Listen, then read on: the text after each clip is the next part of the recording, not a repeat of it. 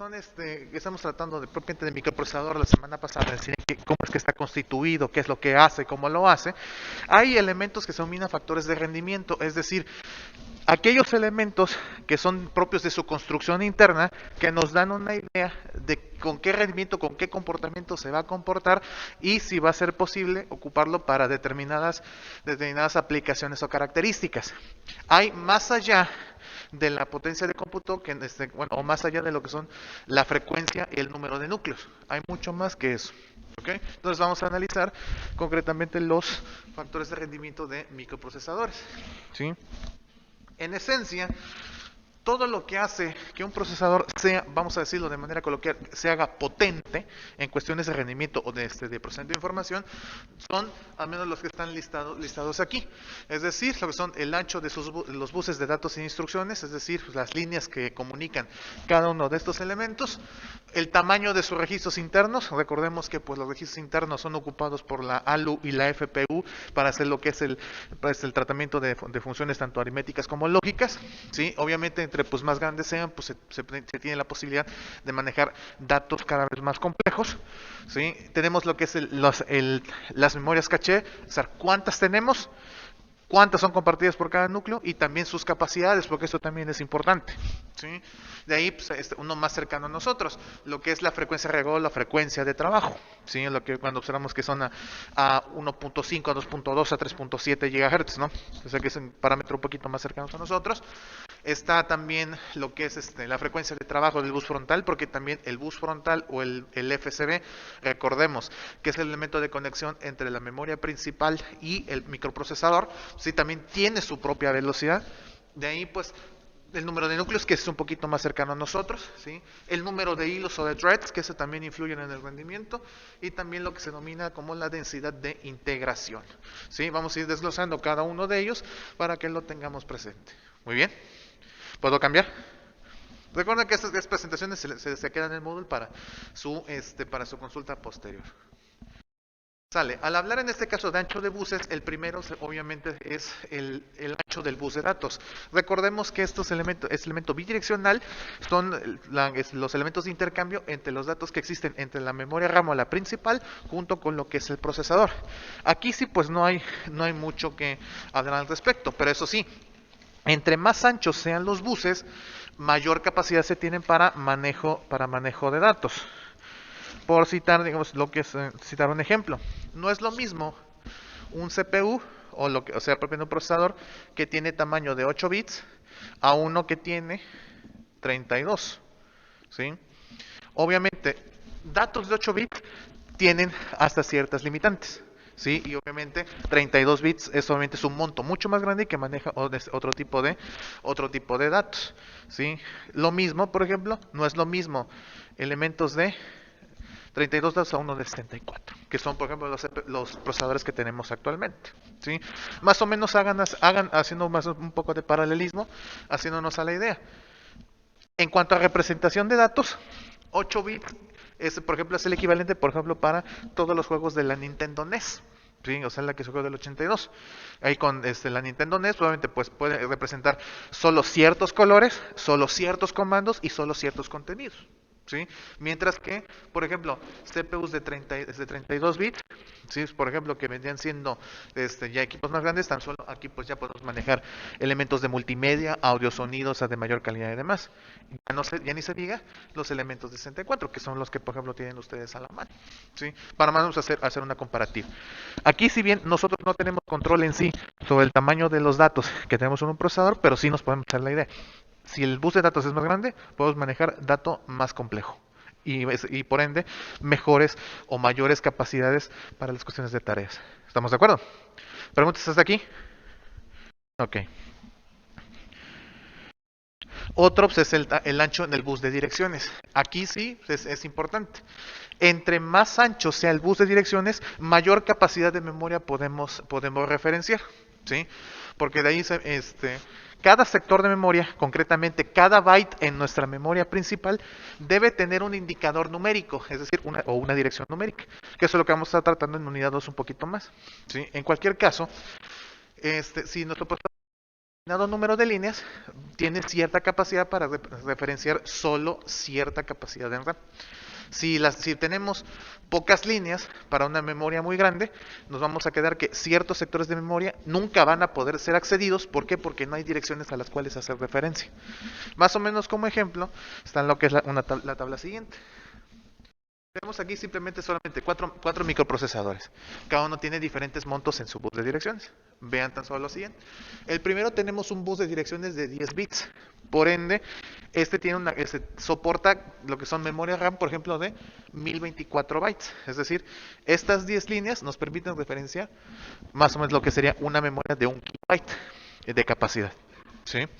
En el caso, por ejemplo, de este procesador que solamente tiene 8 líneas, solamente puede manejar 256 bytes. Vean que entre menor número de líneas, menor memoria podemos gestionar. ¿Sí? Entonces ahí, por ejemplo, aunque tuviéramos la posibilidad, porque bueno, esto en cuestión de diseño, pues ya viene por fabricante.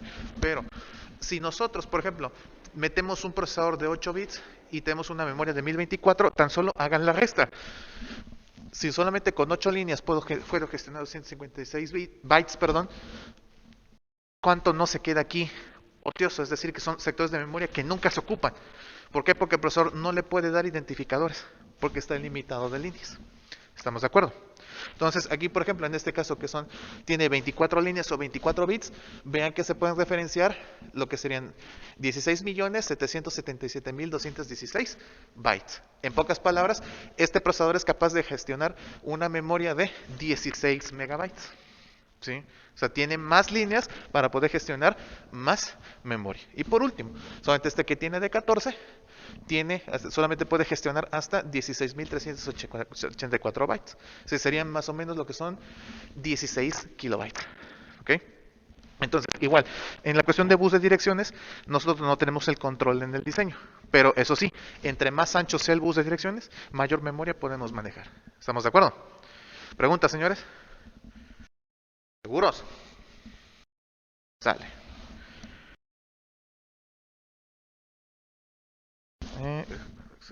Ahí está. Ahora, eso es muy importante. Con respecto a las memorias o las memorias de acceso inmediato, se pueden distinguir dos cosas: la ubicación física y sobre todo el número y los niveles. En cuestión de distancia física, podemos tener tres divisiones o tres clasificaciones: cachés externas, cachés internas o cachés integradas. ¿Sí? Obviamente, pues dependiendo de su ubicación, sé solamente también los aditamentos que se van a tener y sobre todo la velocidad de transferencia de información. Pues, ahorita vamos a más o menos con ejemplos. Y de hecho, lo que son las cachés externas e internas ya son obsoletas. De hecho, ya nos vamos a encontrar en estos equipos. Vamos a tener ya elementos integrados, pero a menos para que se quede como registro las diferencias. Por ejemplo, esto es el ejemplo de una memoria caché externa, es decir, están colocadas en directo sobre tarjeta madre. ¿Sí? De hecho, estos modelos son modelos de entre mediados de los 80 y casi principios de los 90. O sea, ya son modelos viejos. ¿Sí? Tan solo ubiquen lo siguiente: el procesador está aquí, en esta posición, mientras que las memorias cachés están básicamente al extremo. A lo mejor para nosotros no es relevante la distancia, porque ahora aquí nada más son cuestiones de centímetros. ¿Sí? Pero en cuestiones de electrónica y de transferencia de información, entre mayor sea la distancia, solamente hay mayor retardo entre un punto y otro. ¿Sí? Y además de retardos, o lo que normalmente se conoce como lag, también entre mayor distancia haya, mayor es el retardo. ¿Ok? Obviamente, pues sí, las memorias caché son elementos de innovación en cuestiones de hardware, sí, pero al menos así comenzar. De hecho, la conexión entre cachés y CPU también lo hacía bus frontal. Sí, o sea que hacía, aparte de conexión a la memoria principal, se conectaban también propiamente las cachés. ¿Ok? Ahora, el siguiente diseño son la caché interna. De hecho, este es un procesador, un Intel Pentium 2. De hecho, es como de un diseño muy propio, ¿sí? Que de hecho no prosperó. ¿Sí? De hecho, ya lo que es Pentium 3 ya no llevaba este formato, ya llevaba como lo que concebimos como microprocesadores usuales. ¿Sí? Pero este diseño que parece como cartucho de Nintendo, ¿sí? Hacía estas conexiones en caché interna. Las cachés ya no forman parte de la tarjeta madre, pero sí están en la placa de circuito impreso donde está el CPU. ¿Sí? Si bien en cuanto a distancia es menor, ¿sí? A comparación de la otra, de todas formas, aquí se hacía conexión directa por medio de un elemento adicional que se llamó bus trasero o BSB. Aquí se los dejo BSB o simplemente bus trasero. Este bus trasero es de diseño específico para esto, es decir, se conecta el procesador directo con las cachés. ¿Sí? Era un elemento adicional aparte del bus frontal. ¿Sí? Pero al menos ya en cuestión de cercanía. En la anterior eran centímetros, aquí a lo mejor ya son solamente milímetros. Entonces ya es una reducción en cuestión de distancia. Bien. Y por último, ya lo que es más presente a nosotros, la caché integrada, es decir, ya las memorias cachés forman parte del procesador, o decir propiamente el diseño de silicio. Es decir, en el otro eran milímetros, aquí a lo mejor solamente son micras o incluso menos. Entonces ya forma parte propiamente del procesador. ¿Sí? Tan solo más o menos hay que se tiene de imagen. Las cachés de nivel 1 son de estos círculos negros chicos, y las cachés 2 son obviamente están un poco más separadas, pero forman parte del mismo núcleo. Ya solamente la caché de nivel 3, que es la que se comparte por todos los núcleos, es como la que está físicamente más retirada. Pero esto ya forma parte del procesador como tal. ¿Ok? Preguntas hasta aquí, señores. Ok. Ahora, el siguiente, el número propio de cachés y los niveles concretamente de caché. ¿Sí? Aquí nosotros vamos a distinguir cachés de nivel 1, nivel 2 o nivel 3. ¿Sí? Las cachés de nivel 1, más así como aquí está en el gráfico, forman parte del propio núcleo. ¿Sí? Entonces ahí básicamente forman parte de todos los componentes internos.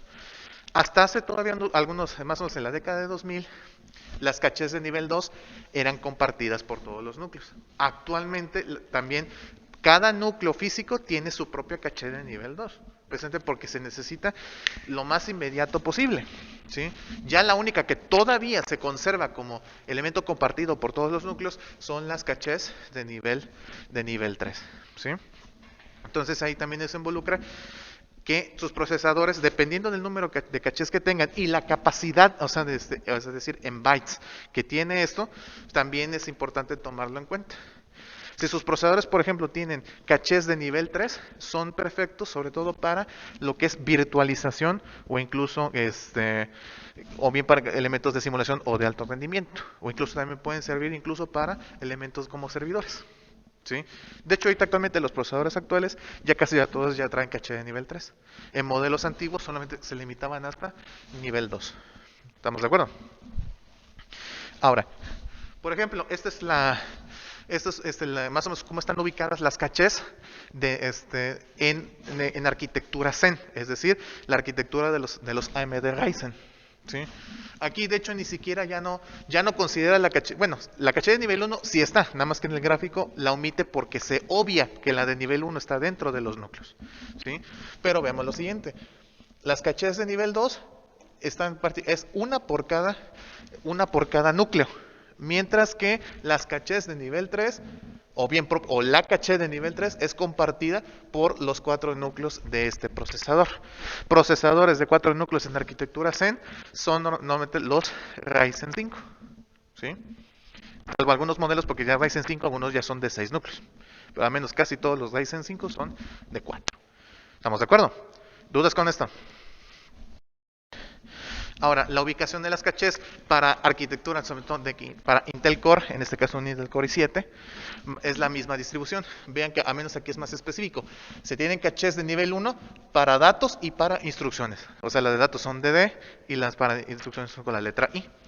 Se tienen cachés de nivel 2, también compartidas, propias por cada núcleo, y la caché de nivel 3 total es compartida por los 4 núcleos en este caso. ¿Dudas de esto, señores? Ok. Veamos que ahora sí hay más cosas que impactan en el rendimiento de un procesador y que se tienen que analizar y no irnos con el farol de los núcleos físicos o de la velocidad del mismo. ¿Ok? Este es un poco más cercano a ustedes, propiamente la frecuencia de trabajo o la velocidad del procesador. ¿Sí? El procesador en sí es un circuito secuencial y necesita una señal de reloj o propiamente una frecuencia de trabajo con la cual sincronizar cada una de sus partes. Aquí sí es fácil decirlo. Si el procesador tiene mayor frecuencia, evidentemente es más veloz. ¿Sí? Aquí sí no hay vuelta de hoja. ¿Sí? Nada más que no es lo mismo esta misma velocidad en procesadores que tienen 2 núcleos, que tienen 4, que tienen 8. ¿Sí? Y también dentro de la velocidad no es lo mismo los procesadores que solamente tienen frecuencia base, es decir, su velocidad tal y como está, o los procesadores que tienen capacidad de hacer overclock. ¿Sí? Y hay procesadores que soportan el overclock en automático y hay otros que se pueden modificar de manera manual. ¿Sí? Pero al menos en esencia esto es así. Entre más rápido sea esto, solamente las operaciones de procesador se hacen más rápidas. Sobre todo porque la velocidad del procesador en sí es la misma para todos los núcleos. Aunque sí, por su propia gestión, los núcleos pueden correr a diferentes velocidades, es decir, no es constante para todos. Depende de su carga de trabajo y otros aspectos en donde se distribuyen el trabajo.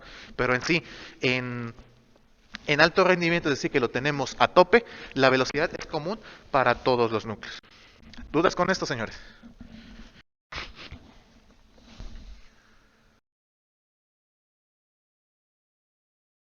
Es otra velocidad que sí permite lo que es el ajuste y los intercambios de datos, la velocidad del bus frontal.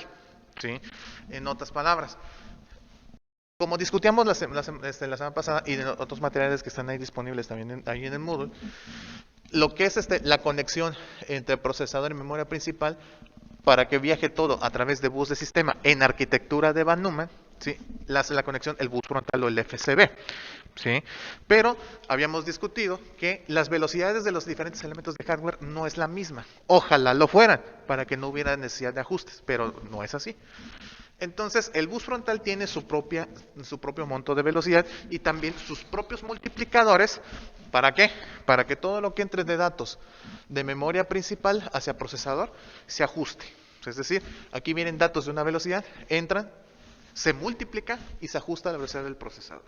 Y al revés, cuando el procesador entregue algo, también se ajusta la velocidad para que se ajuste, para que esté a la misma sintonía de la memoria principal o bien de los elementos que se impliquen sobre todo de salida. ¿Ok? Ahorita no he visto velocidades diferentes de bus frontal que no superen los 100 MHz. Actualmente pues, es lo necesario que se ocupa. SFCB, casi todos en este orden, a lo mucho 100 MHz. ¿Sí? A lo mejor dentro de unos años esta capacidad aumente, probablemente. Pero al menos de los procesadores que yo he tenido contacto, todos andan más o menos en este monto de velocidad. Ahorita que checamos con SpecSci, vamos a ver cómo es que trabajan precisamente los multiplicadores y la velocidad como tal, cómo se está actualizando. ¿Ok? ¿Preguntas hasta aquí, señores?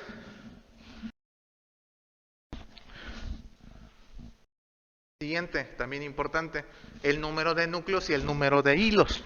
¿Sí? Para nosotros es igual de cercano, o la idea es más fácilmente concebir que entre más núcleos tenga un procesador es más potente, ¿cierto? Es lo que aprendemos de inicio. Pero no es lo mismo tener procesadores o de tantos determinados núcleos si también el procesador no tiene capacidad para poder dividir el trabajo que le llega. Es decir, aquí por ejemplo tenemos 2 núcleos y tenemos en este caso solo un hilo, es decir, solo se tiene una sola vía, mientras que este que tiene 2 núcleos tiene 2 hilos, es decir, hay 2 posibilidades de fragmentar las instrucciones para que se ejecuten más rápido. Y lo mismo podemos hacer la misma idea por el mismo paralelismo. Si yo tengo un procesador de 4 núcleos, pero solamente tiene un hilo por núcleo, no hay posibilidad de fragmentar más. Mientras que a lo mejor un procesador que sea, aunque sea doble núcleo, pero tiene, por ejemplo, 2 o 4 hilos, por decir, digamos, un diseño, el de 2 núcleos tiene capacidad para fragmentar mejor las instrucciones que le llegan o distribuir. Más o menos en la relación entre núcleos e hilos, piensen en lo siguiente. Nosotros cuando nos dedicamos a comer, ocupamos ambas manos, ¿cierto? Entonces, solamente ocupamos cubiertos y todo lo que estamos para poder, digamos, hacer la comida más chica para que la podamos digerir. ¿Cierto o falso? Más o menos esa es la idea. Nosotros no podemos comer más porque no tenemos una boca adicional. solamente tenemos una sola vía, ¿cierto? Pero no es lo mismo comer con las dos manos a que hacer todo el proceso pero con una mano atada. O sea, vamos a hacer la misma operación, pero va a ser más lento, ¿cierto? Porque nada más contamos con una mano para hacer todo. Entonces, con una segunda podemos fragmentar más la cuestión, ¿sí? Esa es la función de los hilos. Los hilos, obviamente, pues no les van a garantizar en sí el rendimiento, porque los hilos hacen, sobre todo la unidad de control, analiza las capacidades o las prioridades sobre ciertas instrucciones. De hecho, eso se hace a nivel de programación, ¿sí? En donde se colocan ciertas instrucciones que tienen que ir de prioridad y hay otras que no son tan prioritarias. Los procesadores, a través de sus sistemas, tienen la capacidad de detectar, pues estas son instrucciones de prioridad y estas las pasan a todos los hilos, ¿sí? Y de ahí pues, obviamente se fragmentan, se ejecutan y listo, ¿sí? No por tener más hilos, también impacta en el rendimiento. ¿Por qué? Porque ahí sí la determina el software, ¿sí? De hecho, a través de las tecnologías, tanto Intel como AMD, tienen sistemas para manejar multihilo. Intel lo define como hyperthreading, mientras que AMD lo define como SMT, o simplemente simultáneos multithreading. ¿Ok? Entonces esto a nivel realmente los hilos cobran relevancia por la programación en el software, ¿sí? Porque también las instrucciones en una computadora no llegan ahora sí de sopetón y no se ejecutan prácticamente como les llegan, sino se ordenan, se priorizan y de ahí se ejecutan. ¿Quién le da la prioridad? Unidad de decodificación y unidad de control, ¿sí? Donde determina esto se hace esto primero, esto se hace después, esto se ejecuta de este modo, se ejecuta del otro. ¿Estamos de acuerdo? ¿Dudas hasta aquí, señores? Ahora, con respecto a las tecnologías, sobre todo en el multihilo, hyperthreading, o lo que es Intel depende mucho de la programación del software que le llega y de las jerarquías propiamente que se establecen en el software, ¿sí?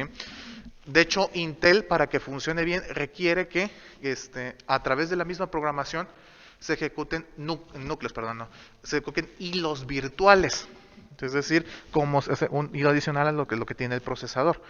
Y para poder enfocarse en el rendimiento, Intel hace de sus procesadores, los hace veloces. ¿Para qué? Para que el procesamiento se haga rápido. A diferencia, AMD lo que hace es mejorar sus capacidades de integración. ¿Para qué? Así, mejor optimizo el flujo de los hilos y no requiero tanta velocidad. Si se dan cuenta, o si buscan en internet, se van a encontrar que ciertos procesadores entre Intel y AMD a veces tienen la misma velocidad, o parecida. Pero ciertos modelos de Intel son más veloces que AMD, ¿cierto? Y si no, lo pueden comprobar, ¿sí? Hay procesadores, por ejemplo, de Intel, a menos los nuevos, que superan ya la barrera de los 4000. O incluso ya los más toscos llegan hasta casi ya 5 GB. AMD no privilegia tanta velocidad, porque ahí más o menos están en el orden de 3.7, 3.8 y ya los más toscos por encima de 4 GB. Pero son muy pocos. Pero está tan bien optimizada la arquitectura Zen que no requiere tanta velocidad. ¿Por qué? Porque han optimizado su sistema de núcleos y hilos para que eso se haga rápido. Por eso los AMD Ryzen normalmente siempre sacan mejor rendimiento que los Intel. A pesar de que Intel tiene elementos más rápidos o incluso núcleos con más hilos. Normalmente Intel tiene entre 2 o 4 hilos, a veces hilos por núcleo. AMD de momento no ha aumentado su número de hilos. Todos los procesadores tienen 2 hilos, pero todo está optimizado para que se haga rápido. ¿Okay? ¿Dudas con esto, señores? Como elemento adicional, si ustedes quieren armar equipos, sobre todo para servidores, busquen que su procesador tenga el mayor número de hilos posible. ¿Estamos de acuerdo? Y también, no menos importante, la densidad de integración. Esto es a nivel de fabricación, solamente estamos trabajando con silicio, ¿sí? Pero no vamos a comparar la densidad de integración que existía hace 30 años a la que existe actualmente. Obviamente todo se ha ido miniaturizando. Y también por eso podemos establecer un Intel Core i5 de segunda generación, no lo vamos a comparar con un Intel Core i5 de onceava. ¿Por qué? Porque ya hay muchos elementos que se han optimizado, entre ellos la capacidad de fabricación. Cuando nosotros hablamos de densidad de integración, o también que se le llama también tecnología de N nanómetros actualmente, estamos haciendo referencia a qué tan pequeños están hechos los transistores y de qué calidad está hecho el procesador. Actualmente todavía se empezaron con elementos de micrómetros al principio, pero ahorita ya todos los procesadores que tenemos están en el orden de nanómetros. ¿Sí? Aquí sí la clave es, si yo tengo un procesador de X nanómetros, entre menor sea ese número, es de mejor calidad y de mejor integración. ¿Ok? Por ejemplo, la cuestión de la integración, esto es lo que se ha venido desarrollando más o menos en este gráfico hasta el año de 2010 en adelante. Vean que tan solo en los 50 cuando surgió el transistor, pues solamente es un transistor, ¿sí? No hay de más. Tan solo una década después, en la misma oblea o la placa de silicio, ya no cabe uno, caben 16. De ahí a la siguiente década, chequen, de 16 a 4500. ¿Sí? O sea, de que se van refinando los procesos de fabricación y permitimos, entre otras cosas, que en el mismo espacio haya mayor número de componentes. Mayor número de componentes o concretamente de transistores nos permiten más núcleos, más caché, más componentes, más líneas, ¿sí? En un mismo espacio. ¿Sí? De ahí, por ejemplo, igual, en los 80s de 4500 a 275.000, o sea, todavía es ya es un salto. De ahí, pues igual acá, 3.100.000, de aquí 592 millones, y a menos más o menos como andamos, en lo que serían más 8.000 millones. Y lo que siga. ¿Sí? Entonces, la idea es refinar los procesos de fabricación para que podamos meter cada vez más componentes en un mismo espacio. Y, entre otras cosas, entre más pequeños son los elementos, menor consumo de energía. O sea, se optimiza mucho mejor el consumo. ¿Sí? Entonces, de ahí que, por ejemplo, procesadores de tal vez de inicios de los años 2000, a lo mejor se los encuentran con consumos mayores a 100 watts, y ahorita hay procesadores que son de 65, de 50 o hasta 40 watts, y sin perder rendimiento. Esa es la clave.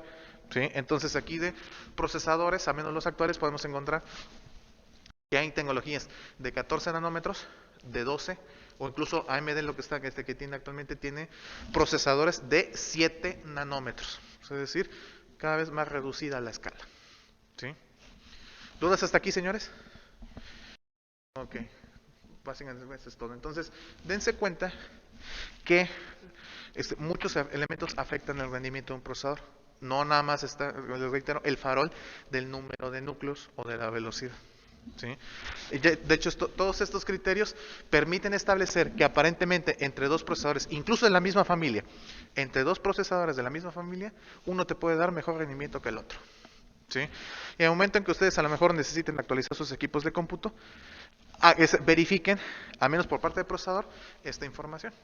Y si no se puede verificar mejor esa información de manera totalmente técnica, siempre existen las herramientas de benchmark en Internet. O sea que ustedes pueden evaluar también qué rendimiento tiene un procesador comparado con otro. ¿Sí? Ya sean de la misma marca o de marcas diferentes. ¿Ok?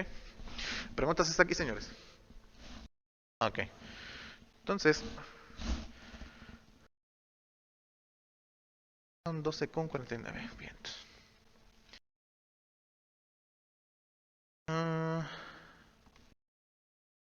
Voy a chutar y ya luego te pasamos a la parte de ya analizar uno de los programas ahí para revisar qué tenemos en este procesador.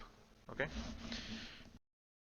Ahora, no menos importante, lo que es analizar las nomenclaturas de microprocesadores. Es decir, nosotros casi siempre nos vamos por el nombre de la marca y el modelo. Por ejemplo, decir Intel Core i5, Intel Core i7, ¿cierto? O AMD Ryzen 3, AMD Ryzen 5, ¿sí? Pero los procesadores también tienen impreso, ahora sí, en sus modelos, precisamente una nomenclatura o una clave. Esas claves también nos dan una idea de qué características son nuestros procesadores. ¿Sí?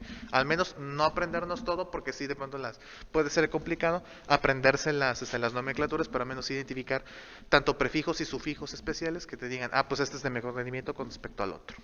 ¿Sí? Entonces, más o menos, cada una de las arquitecturas que se tienen tanto, no, tanto de AMD como de Intel, obviamente pues, imprimen esta información para que nosotros a revisar de manera física el componente, no nada más nos vayamos por el puro nombre, sino también podemos analizar de qué características es. ¿Ok?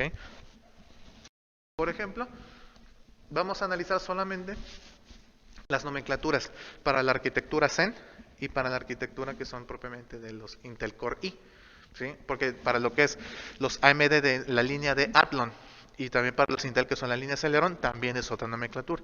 Entonces nos vamos a quedar a menos con los básicos. ¿Okay? En este caso para la arquitectura de AMD Ryzen, por ejemplo, tenemos el siguiente ejemplo, una AMD Ryzen 7 1700X, ¿sí? Hasta acá nosotros, por ejemplo, tenemos claro de qué se trata, pero qué significa todo lo que está después, ¿sí? En primera, entonces, como identificando, pues sí, primero, lo que tenemos AMD marca Ryzen, pues es la línea y es la arquitectura. De ahí el número nos indica, pues evidentemente, si es serie 3, serie 5, 7 o 9.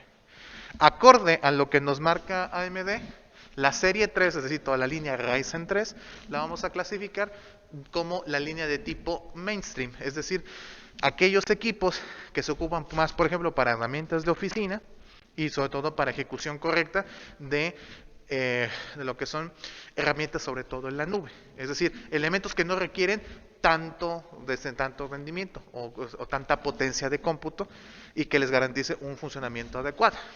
¿Estamos de acuerdo? De ahí la siguiente línea o la serie 5 se denomina alta gama de uso general, ¿sí? O sea, todos los procesadores AMD Ryzen 5. Los AMD Ryzen 5 nos permiten, entre todo, además de todas las funciones de arriba, de la serie 3, nos permite ya la cierta ejecución de juegos. O sea, ya pueden ser considerados para tipo gamer, obviamente bajo ciertas limitaciones, pero al menos sí, hay ciertos juegos que no dependen tanto del procesador, depende más de la gráfica. Sí, entonces de ahí que pues en muchos equipos de cómputo a veces con una Ryzen 5 es más que suficiente, ¿sí? Porque todo lo demás se lo va a dedicar la parte gráfica. Pero sí, también pueden ocupar lo que son herramientas de desarrollo, cierta edición de video con a veces con un desempeño adecuado y sin tanto problema. De hecho, por ejemplo, ustedes que son más tendientes al desarrollo, la gama 5 es la ideal. Sí, porque saben que va a tener un procesador de lo que es de media gama a tendiente alta y que o sea, que les va a dar un buen rendimiento y al menos los Ryzen 5 de cierta gama les incluyen gráficos integrados. O sea que también esa es una ventaja por si no se tiene tarjeta gráfica. O sea, al menos obviamente no va a ser una con las potencias de una Nvidia GeForce de 3500, 3050 Ti, por ejemplo, ¿no? Pero al menos van a tener ciertos gráficos, sobre todo para ejecución correcta de video y algunas aplicaciones en internet sin ningún problema. La gama que le sigue, o la misma serie, es la serie 7, es decir, ya son procesadores de gama alta que sí que les permiten, además de todo, ya les permiten ya con mayor desempeño.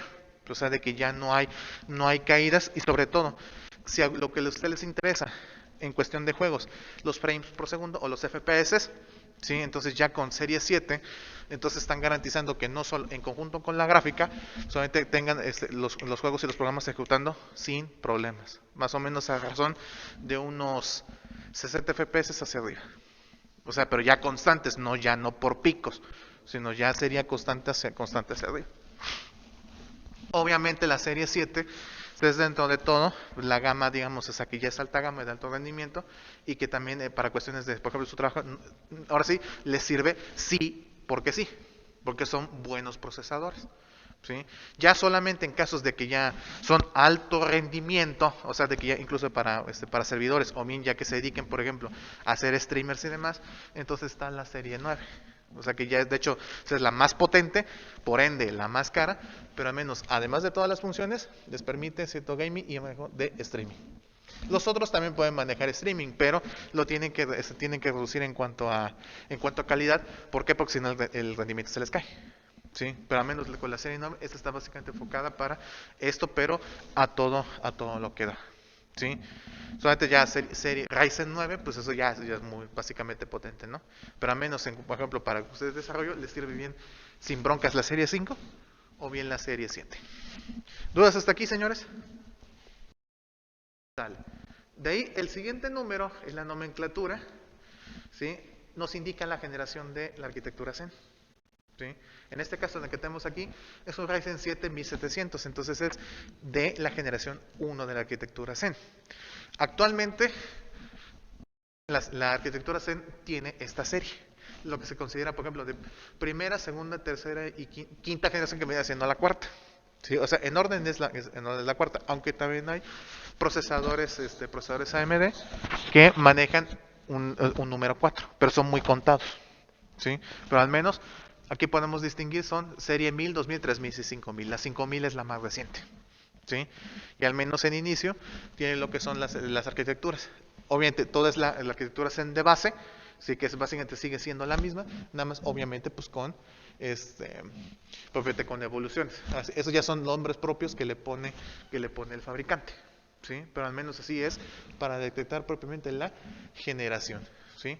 Incluso actualmente, me parece la serie 5, la serie 5 de esta consulta, todos andan por el orden de 7 nanómetros. Pero sí son procesadores solamente altamente reducidos, pero que garantizan un alto rendimiento. ¿Ok? ¿Dudas de esto, señores?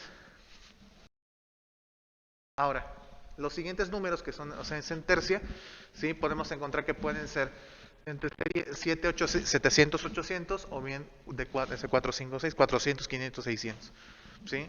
Entonces, dependiendo, si nosotros tenemos ya sea serie 7 o serie 8, es decir, 700, 800, estamos manejando que es gama entusiasta, es decir, la gama alta. ¿Sí? No importa si lo encontramos en Ryzen 3, Ryzen 5, Ryzen 7.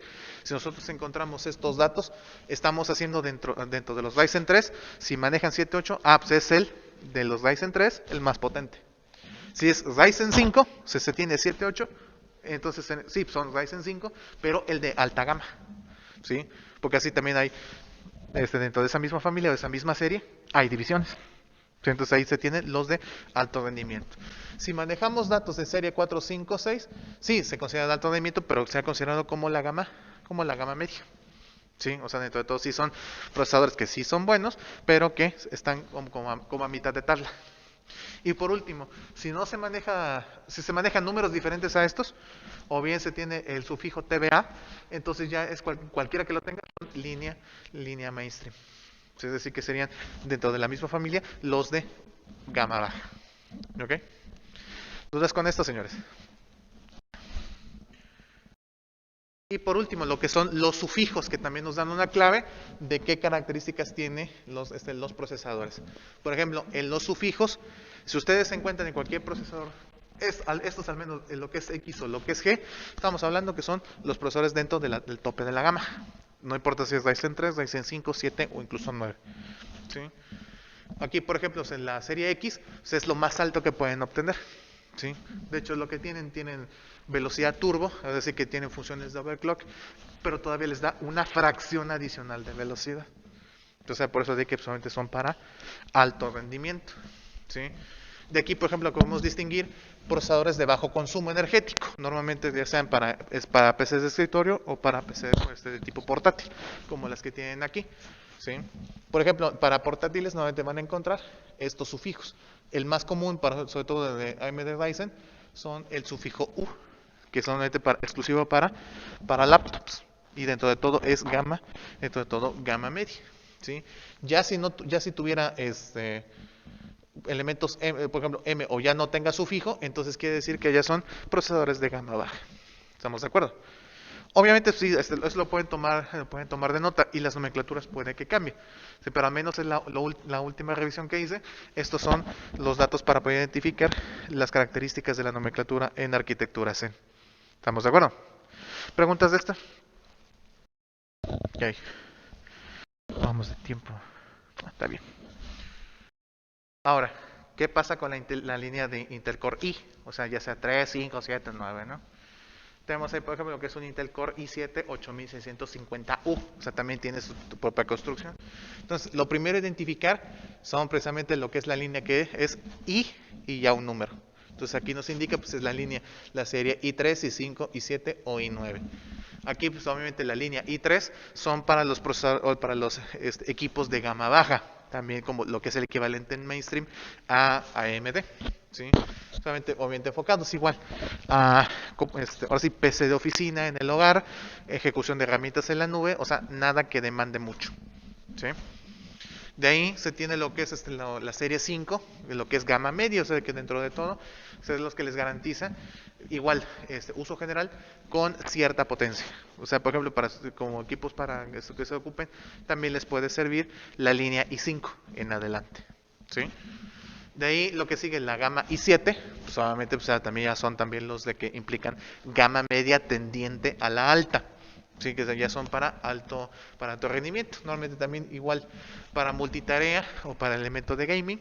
Y ya la que es la serie más potente, esa es a partir de a partir de la octava generación, los procesadores i9. Que eso sí ya son el tope de la gama que tiene Intel. Que sí solamente para rendimiento superior en en cualquier aplicación. ¿Ok? Lo que le sigue, como se comparte el número, solamente es la generación. A diferencia de AMD, Intel tiene, actualmente se maneja hasta lo que es la 12ª generación, que está por salir o ya es incipiente. ¿Sí? Al menos sí, Intel ha tenido múltiples generaciones, ¿sí? Al menos pero al menos con el número nos indicamos. ¿Sí? Entonces, obviamente, desde la arquitectura Nehalem, que es con la que surgió la tecnología Core i, han pasado solamente múltiples generaciones. Dentro de las exitosas en cuanto a Intel, están lo que es a partir de la sexta generación, porque ahí las arquitecturas Skylake, Kaby Lake y Coffee Lake son las más robustas que ha tenido Intel. Sí, dentro de todo. De ahí lo que es la generación, la décima, no salió tan buena y ahorita es la 11 con la que está levantando más o menos. ¿Sí? Y de ahí vean cómo es que también la densidad de integración, cómo se ha ido reduciendo. Y también noten lo siguiente, cómo a través de la densidad de integración se reduce, cómo van aumentando el número de núcleos.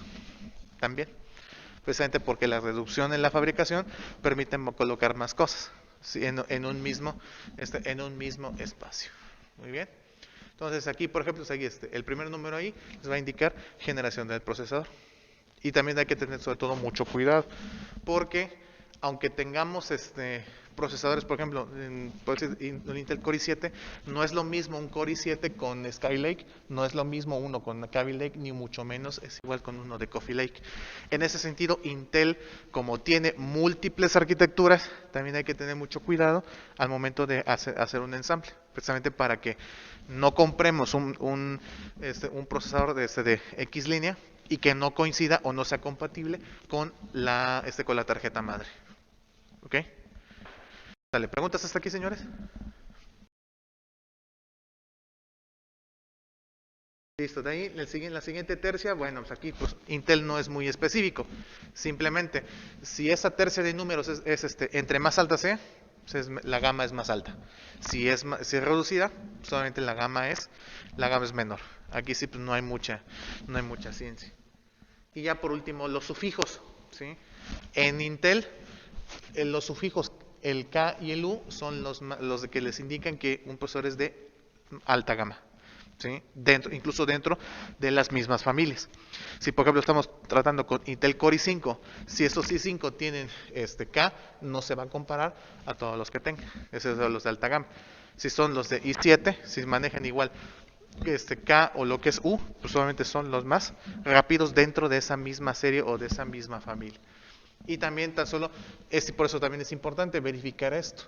Por ejemplo, las ediciones CAS son obviamente los de alta gama y les permiten, entre otra cosa, hacer overclock. ¿Por qué? Porque el voltaje está desbloqueado. Es decir, o sea, se pueden modificarlos manualmente. También hay otros procesadores que no permiten esto. Es decir, pues sí, permiten rendimiento, pero no permiten overclock. Y si le meten overclock, lo queman. Pues ahí también, sobre todo, aprender a seleccionar qué procesador necesito para determinada aplicación. Porque unos sí van a tener elementos bloqueados y otros que los van a tener completamente libres. Por eso también ahí se distinguen también procesadores de alto rendimiento con los de bajo. ¿sí? Y a todos los hay enfocados propiamente a los, ya sea para escritorio o bien para portátiles. Si tienen gráficos integrados o si no los tienen. Si tienen gráficos pero sin bloqueo o con bloqueo, ¿sí? Y de ahí pues obviamente pues simplemente para elementos de gama baja y demás, ¿sí? Entonces ahí de ahí que tomen el dato de qué significa cada sufijo. ¿Estamos de acuerdo? ¿Ok? Sale. Dentro de todo eso son propiamente eso es lo que implica lo que son las nomenclaturas. Sí, también para que cómo se distingue entre diferentes procesadores. Vamos a ver si cómo estamos de tiempo. Ah, sí.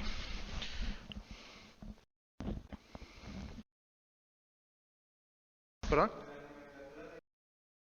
Sí, de hecho de la presentación sí. O sea, eso para que lo tengan a la mano. Por ejemplo, vamos a ver si conecta bien. Por ejemplo, la página oficial de AMD.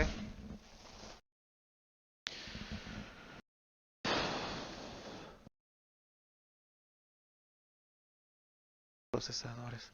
De hecho aquí, por ejemplo, aquí ya les hace les hace, por ejemplo, aquí las divisiones. Vamos a ver aquí.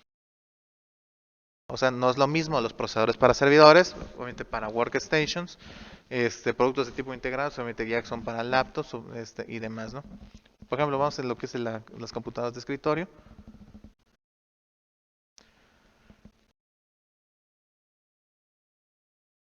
Ah, está cargando.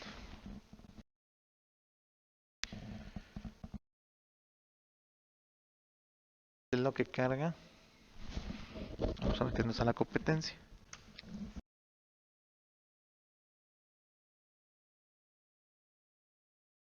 Ok.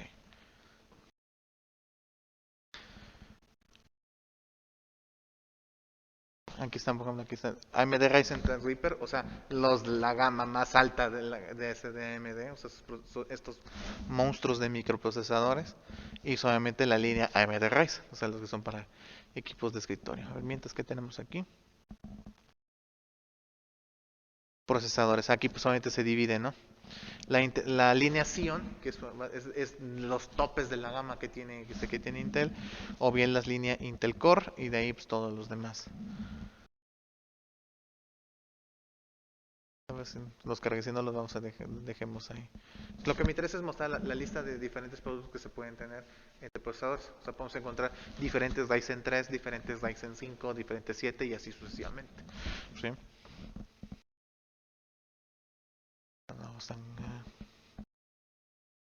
Por ejemplo, aquí se separa por gamas, ¿no? Por ejemplo, aquí está Intel i3 y el i5. A ver si los carga rápido.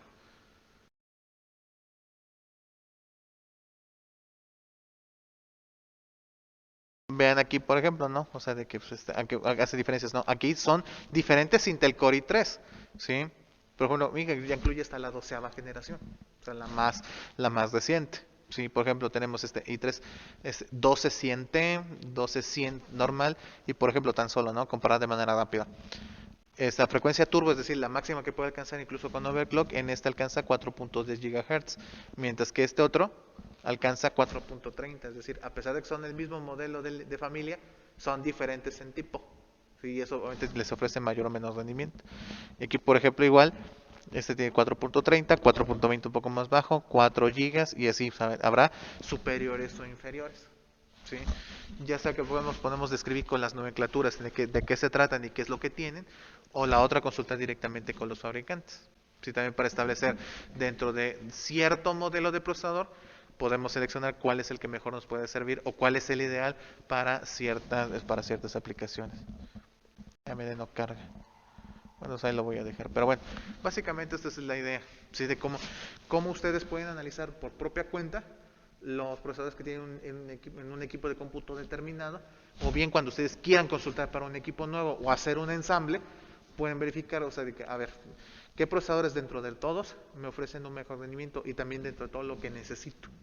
¿Sí? Y también por eso hay establecer, obviamente, a establecer diferencias. Incluso por decirles algo, por ejemplo, aunque incluso tomar en cuenta también los anteriores comparados con los actuales.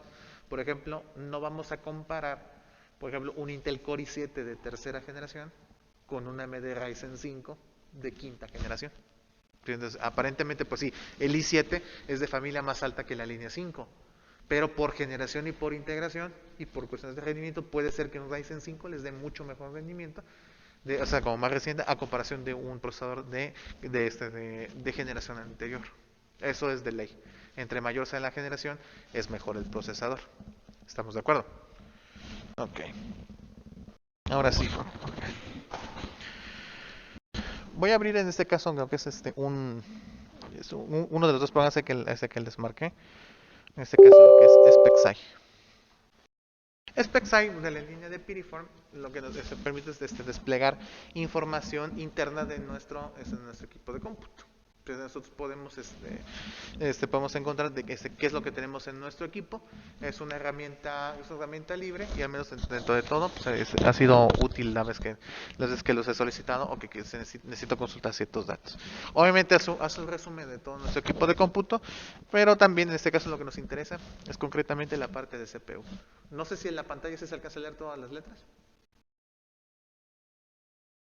De ahí, ¿sí se ven? Ah, bueno. Sí, porque si no, para jalar la lupa. ¿Ok? Entonces vemos, en este equipo de cómputo en concreto, yo tengo instalado una AMD Ryzen 5 de tipo móvil 3500U. Más o menos recordando las nomenclaturas, obviamente usted es lógico. Usted es de la familia o la serie 5, siendo 3 implica que es de tercera generación. En este caso es línea 500, es como línea de gama media. Y en este caso la línea U es para portátiles. ¿Sí? Es exclusivo para eso. O sea, acorde a lo que ya seleccionamos aquí. Es un procesador de 4 núcleos. ¿Sí? 4 núcleos físicos. Y en este caso lo que se tienen de número de hilos son 8. ¿Por qué? La arquitectura Zen, recordemos, no ha modificado su número de hilos por núcleo. Es decir, por cada núcleo físico hay 2 hilos. ¿Ok? De hecho, a veces no los mencionan como threads, sino otros los mencionan como núcleos virtuales. ¿Sí? De hecho, también pueden encontrar las referencias a los hilos o a los threads como si fueran núcleos virtuales. ¿Ok? Ahora, ese es su nombre completo. Solamente estos ya son propios de fabricante. El paquete o lo que se denomina socket, en este caso es socket FP5. Ese es propio de los equipos de cómputo, es decir, no es un socket, por ejemplo, en las tarjetas madres como lo que es el M4 o el FM4. Sí, o sea, de que permiten más, sino este es como muy exclusivo por ser laptop. ¿Sí? Es tecnología de 12 nanómetros de integración.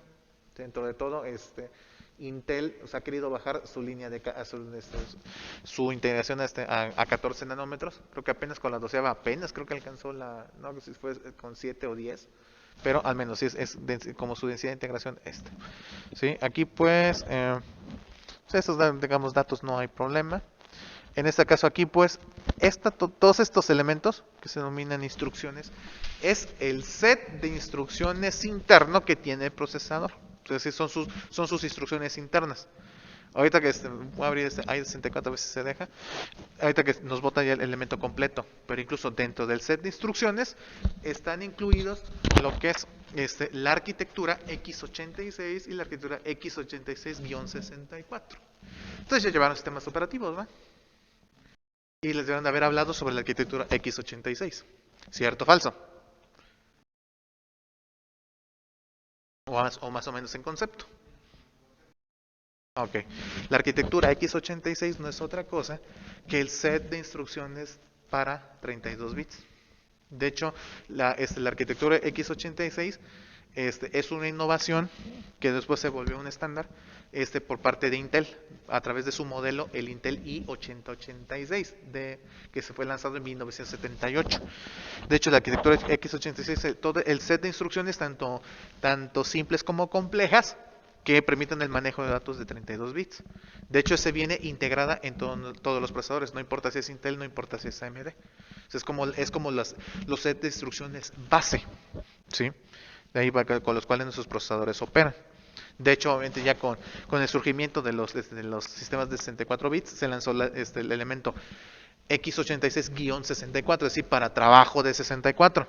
¿Sí? Y adicional solamente se tienen esos set de instrucciones que entre otras cosas les permite la ejecución de elementos de multimedia.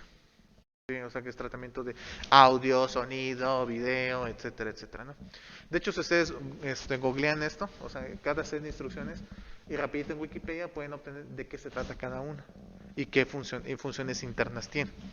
Entonces, todo este set de instrucciones lo que le permite solamente poder tratar de codificar y mantener funcional todo lo que ustedes ven, por ejemplo, tan solo en esto. ¿Estamos de acuerdo? Ok. Ahora, por ejemplo, en este caso, tenemos opción de virtualización. Este procesador sí la soporta. O sea que yo podría virtualizar máquinas virtuales sin ningún tipo de bronca. O sea, y con un buen rendimiento. Hay procesadores que no soportan la virtualización, propiamente por sus componentes. Entonces es importante también que cuando seleccionen un equipo o un procesador, verifiquen que si tienen estas capacidades. Sí, porque si no, una de dos. Pueden virtualizar hasta cierto punto, pero o las máquinas no corren, o si corren, van a forzar al procesador, o sea, bastante, y pueden generar daños precisamente por procesamiento. O simplemente que no jale, que esa sería otra cuestión. Aquí, pues, en este caso, si bien la tecnología de hyperthreading es propia de Intel, aquí pues, se maneja que pues, sí tiene tecnología multihilos, y en este caso sí, este procesador sí lo soporta, es decir, que trabaja bien con tecnología de multihilos. Recordemos en este caso que para AMD su tecnología de multihilos es SMT. ¿Okay? Ahora, aquí en este caso, velocidad del bus frontal, vean que actualmente está en 99.7 MHz. O sea, digamos, podemos asociar que el bus frontal tiene velocidad de 100 MHz, o sea, como a lo máximo. Obviamente, temperatura promedio ahorita, como tengo abierto lo que es navegador, lo que tengo es PXI y demás, solamente están en temperaturas entre 79 y 70. Si bien son temperaturas dentro de todo, digamos, altas, para un procesador todavía son temperaturas de trabajo normal. En ese sentido, no hay problema que estén alcanzando estos montos. De hecho, si ustedes ponen sus equipos en reposo y no abren ninguna otra aplicación, se van a encontrar que las temperaturas pueden estar entre lo que son más o menos 40, 45, 50, hasta máximo 60. ¿Sí? O sea, ¿por qué? Porque no está operando nada. Si ustedes conforme abran aplicaciones, obviamente pues van a hacer que el procesador demande mayor procesamiento, y por ende la temperatura va a estar aumentando. De hecho, en temperaturas de procesadores, lo que sería, por ejemplo, a partir de todavía hasta unos 80 grados, todavía es temperatura de trabajo normal. Si el procesador, por el contrario, empieza a superar esa temperatura, que sí puede ocurrir, o sea, que se pueden superar 85 hasta 90 grados, ¿sí? Ya son temperaturas altas. El problema no es que las alcance, el problema es que cuando las alcance no las disipe. Esa sería la clave. Si ustedes, por ejemplo, tienen por arriba de 80 grados y ven que no baja y ahí se queda, entonces quiere decir que el sistema de enfriamiento está teniendo problemas. ¿Sí? Una que bien puede ser, a lo mejor necesitan sustituir la pasta disipadora que trae, porque a lo mejor ya no está ejecutando lo que tiene que, no cumple con lo que tiene que cumplir, o bien que el sistema de radiador, o sea, que es de radiador, ya sea ventiladores o bien sea de manera metálica, porque también hay algunos que ya no está haciendo bien contacto, o hay algún daño que no permite que se esté ventilando adecuadamente. Pero mientras, si ustedes tienen temperaturas, por ejemplo en este monto con 70, o digamos 70, 75, no hay problema, todavía está dentro de los rangos normales. ¿Dudas hasta aquí, señores? Ok. Ahora, vemos aquí, tenemos en este caso, ahora sí, la distribución de memorias cachés. Si nos damos cuenta, aquí nos indica número de cachés y las capacidades. ¿Sí? En este caso tenemos cachés de nivel 1, tanto para datos como para instrucciones. Obviamente aquí en este caso son 4 porque hay una por cada núcleo. ¿Sí? Recordemos, el procesador tiene 4 núcleos, entonces hay 4 cachés de nivel 1 para datos, y aquí están sus capacidades, es decir, cada caché de nivel 1 tiene una capacidad de 32 kilobytes. ¿Sí? Aquí, por ejemplo, las instrucciones obviamente es un poquito más grande. ¿Sí? Igual son 4 de 64 kilobytes. ¿Sí? De ahí tenemos caché unificada, o sea, de que tenemos 4 caché de nivel 2, una por núcleo, con capacidad de 512 kilobytes. ¿Sí? Y por último, la caché, obviamente, nivel 3, es una, y en este caso son 4096 kilobytes, es decir, es una caché de 4 megas. ¿Sí? En estos casos, si tienen mayor capacidad, entre mayor capacidad tengan las cachés, mucho mejor. ¿Sí? Eso les da también una idea de que el procesador es potente. Bien. Y por último, ya nada más aquí en esta tabla de tiempos, están concretamente cómo están trabajando los núcleos de manera individual. ¿Sí? Por ejemplo, tenemos de núcleo 0 a núcleo 3, pues obviamente pues son 4. Vean que todos en cierto punto sí alcanzan la misma velocidad y hay otros que en algunos es mayor y otros es menor. ¿Por qué? Porque el procesador tiene la capacidad también de gestionar su propio trabajo. ¿Sí? Y a veces si ciertas tareas no requieren tanta demanda, no es necesaria tanta velocidad. Entonces ahí ellos se ajustan para que tengan la misma velocidad si lo necesitan, menos si es que no hace falta, o bien llegar a topes, vean que ahí se ponen iguales, ¿sí? Dependiendo de lo que se esté haciendo. Ahorita, ¿quién controla todo esto? Pues obviamente, pues, unidad de codificación y unidad de control, porque son los que precisamente ponen la demanda o las jerarquías en la ejecución de instrucciones. Vean acá, en este caso, estos multiplicadores son propios del bus frontal, es decir, lo que están dando salida a cada uno de los datos entre procesador y memoria principal. Vean que aquí solamente estos se ajustan dependiendo de lo que llega y pues a veces pueden estar igualados o bien pueden variar dependiendo de la carga. Eso sí, las velocidades del bus frontal, esa sí es constante. Lo que varían son los multiplicadores. Esto está ocurriendo en tiempo real. ¿Ok? Y por último, nada más, ahorita es temperatura, pues en este caso está tomando como general, quiere decir que es la misma temperatura en todos los núcleos. Algunas versiones de SpexAI, a lo mejor creo que las más nuevas, y en algunos equipos sí les bota temperatura por cada núcleo, que también es válido. Sí, que incluso a veces pueden tener diferentes velocidades. Y si solamente les muestra uno, toman que el procesador está, obviamente, a esta temperatura. Muy bien. Y por último, ya nada más es como la indicación de qué hilo le corresponde a cada uno. Como este procesador nada más tiene 2 hilos por núcleo, entonces ahí hace la división. En este caso es 0, 1, 2 y 3, 4 y 5, 6 y 7. ¿Sí? Si su procesador fuese, por ejemplo, que por cada núcleo tuviera 4 hilos, aquí pues estarían viendo 0, 1, 2, 3, en otro 4, 5, 6 y 7 y así sucesivamente. ¿Estamos de acuerdo? ¿Vale? Entonces, en sus equipos de cómputo, después en una actividad se pueden verificar o instalar SpexAI y también observar qué es lo que está pasando aquí. De hecho, lo vamos a seguir ocupando. Ahorita es para analizar los procesadores qué es lo que tenemos. Para la unidad 2 es lo que sigue, vamos a analizar la sección de memorias. Sí, también para que veamos cómo es que se están comportando y sobre todo cómo están sobre todo la parte de ancho de banda, latencias y demás. ¿Estamos de acuerdo? ¿Preguntas de estos, señores? Ya casi. Vamos a ver.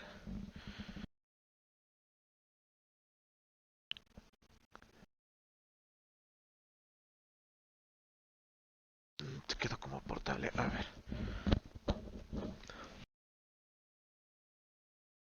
Como carpeta, entonces.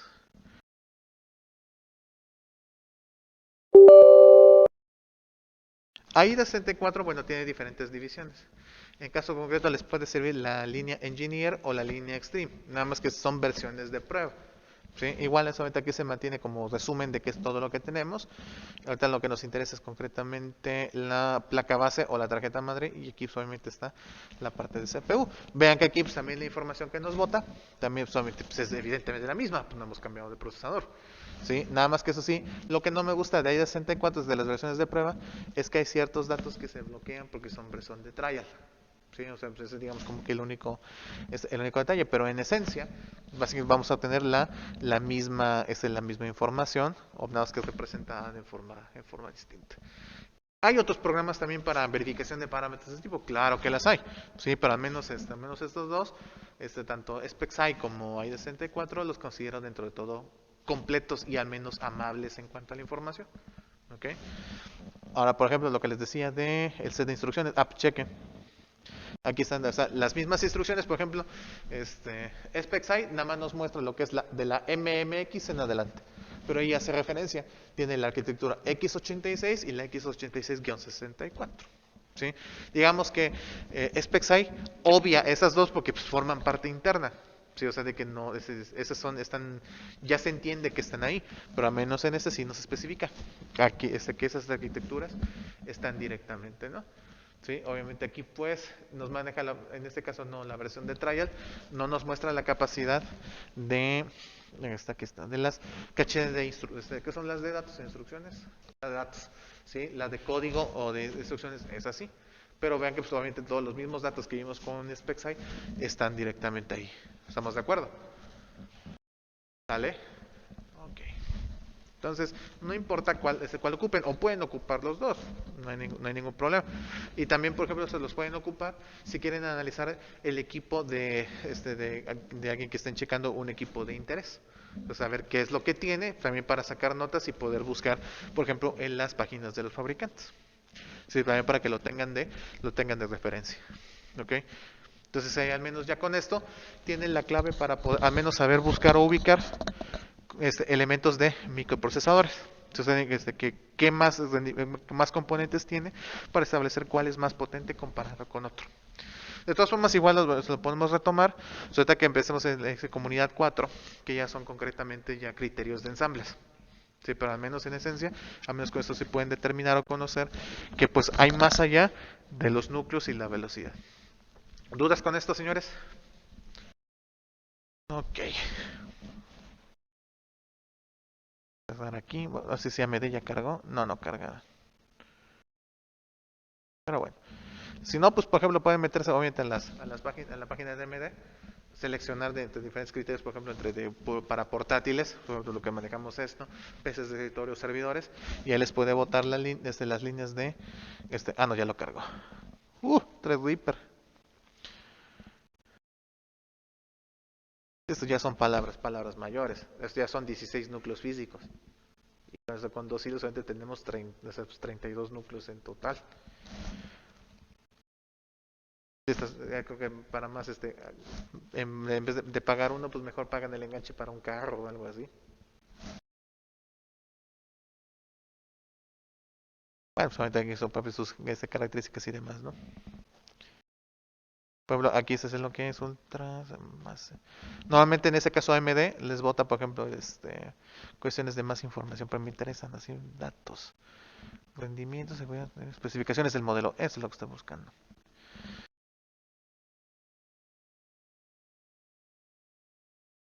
Un poquito los specs, básicamente, y si no se puede hacer de manera individual, a ver si te alcanza a cargarlo.